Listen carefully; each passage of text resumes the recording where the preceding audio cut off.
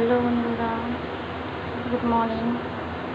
আজকে সকালে আমাদের রান্না হয়ে গেছে সব রকম সবজি দিয়ে একটা তরকারি, উচ্ছে আলু ভাজা, দু রকমের, একটা ঝাল আছে একটা ঝাল নেই।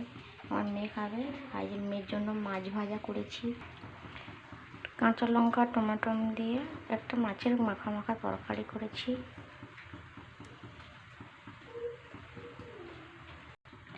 আর এটা কি মাছ বলো তো?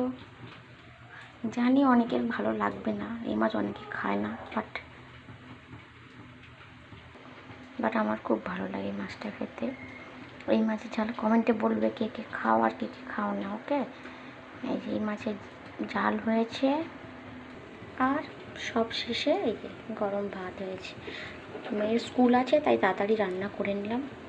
এবং তোরা টাটা, বাই, ভালো থেকো।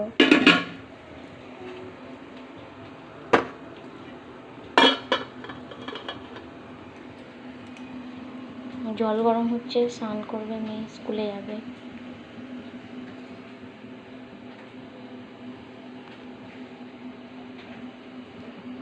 ওকে, বাই।